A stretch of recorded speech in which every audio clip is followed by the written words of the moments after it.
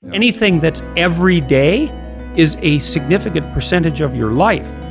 Compare yourself to who you were yesterday and not to who someone else is today. One of the things I tell people when they're trying to develop a vision for their life or an implementable plan is make a bad plan. Like, make the best one you can, but don't get obsessive about it. It's like, make a plan, implement it. You'll figure out when you implement it why it's stupid, exactly, and then you can fix it a little bit. And then you can fix it a bit more, and then you can fix it a bit more. I don't think that I've ever been in a situation where if something wasn't going right for me and I sat and thought, okay, all right, I'm willing to figure out what I'm doing wrong, which is a big thing to think because you never know how much you're doing wrong. It might be something that you really don't want to contend with. But if you clear some space to meditate on that, the probability that you'll figure out something that you did that was stupid, that's bending you and twisting you in the wind, you'll get an answer very, very rapidly. The answer to how you pay for your past sins isn't by jumping off a bridge. Well, how much do you need to be beat up? Enough so you fix the problem. No more than that. Minimal necessary force. Don't hit anything harder than it needs to be hit. That's a good rule of thumb. Is there something I can do now to atone for what I failed to do in the past? So let's say you go over your past with a fine-tooth comb and you decide you're going to take responsibility for everything that you did that was wrong and everything that you failed to do that you could have done that was right. It's like, does that change the world? It's like, depends on how thoroughly you do it. You might say it changes the world like nothing else possibly can. And I think that that's actually right. And that's also a frightening thought because it means that things would be way better than they are if you weren't so damn useless. There's this unlimited power that's associated with genius, but it's constrained. And that's really what the human spirit is like, because it has this aspect of the infinite. When you don't get what you want, then a landscape of questions emerge, and those questions can resonate through different levels of your identity, from the trivial, oh, I told the joke wrong, to the profound, there's nothing desirable about me and I'll be alone for the rest of my life. It's daunting to even consider that, and then there's the discipline and responsibility that necessitates, which is also daunting. Like, oh my God, the problem's that serious? I'm really going to have to get my act together in order to not contribute to it, much less solve it. And so the problem is terrible, and then the solution is daunting. When I commit to something and make sacrifices, if something's valuable, you'll make sacrifices to attain it. And that discovery of sacrifice, it's one of the primary factors separating human beings from animals, because we discovered that we could let go of something we value in the present and we would gain something we value even more in the future. You got to aim at something. It's like, otherwise your life is meaningless. Well, what should you aim at? Well, I don't know. Well, pick something, aim at it. As you move toward it, you'll get wiser. Then maybe your aim will change. That's okay, but at least it'll change in an informed way. It's like, discipline yourself in one dimension. See what happens. Well, that's exciting. Always take into account the cost of what you're doing now, right? Because what people tend to think is, well, whatever I'm doing now is risk-free, and here's a bunch of options. It's like, no, whatever you're doing right now has all sorts of risks. You're just blind to them because you've habituated to them. They've become invisible.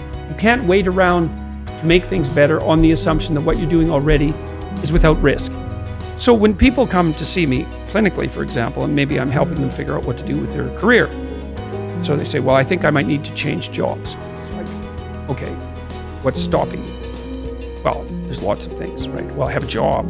That's something. It offers me some security. My CV isn't up to date. People don't like updating their CVs. It's partly because it's hard, but also because they're not very proud of it. So then updating your CV turns into sort of updating your life, and that's a complicated thing. And then maybe you don't like being interviewed, because most people don't, and maybe you don't like being judged, and maybe you don't like the fact that if you look for another job, there'll be 50 rejections for every one acceptance. It's like there's a whole plethora of terrible things you have to encounter if you want to change jobs. So you think, well, I'm not going to do that. The risk is too high. It's like, fair enough. What's the risk of doing what you're doing? That's easy. You don't like it? Guaranteed suffering. Yeah. Well, yeah, and accelerating suffering, because let's say you're 35 now and you don't change your job. Well, you'll be 40 so fast you can't even believe it. It'll just happen. Like, it'll take 5 years, but it happens overnight in the same way. And if you haven't changed, then you'll be the same except worse. So that's the alternative. if you don't find what you're doing sufficiently productive or responsible or meaningful or engaging or all of that. It's like, well, there's a big risk in changing it. It's like, yeah, there is.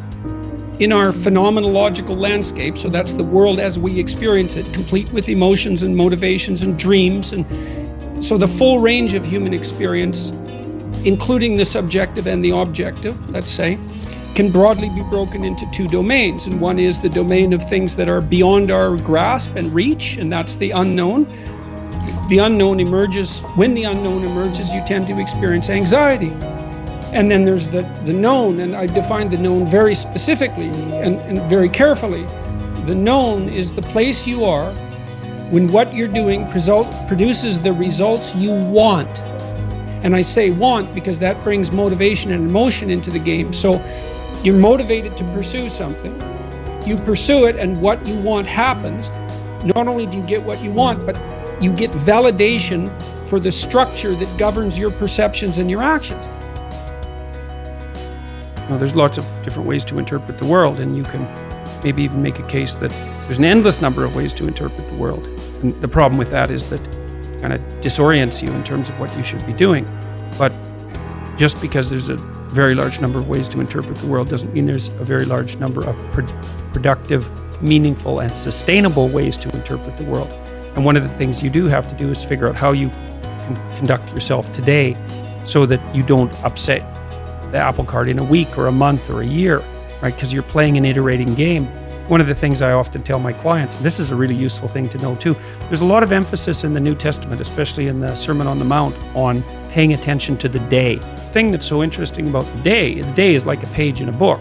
Of course, there's many pages in a book, but the page repeats. And so I had one client who was spending about 45 minutes a night fighting with his young son about when to go to bed.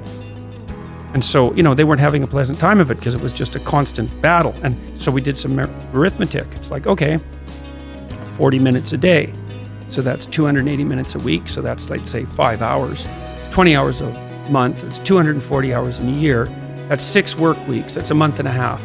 You're spending a month and a half of work weeks doing nothing but fighting with your son. What makes you think you're going to like him? Right? Well, and you think, well, it's only 40 minutes a day. It's like, don't fool yourself. You're awake, let's say 16 hours.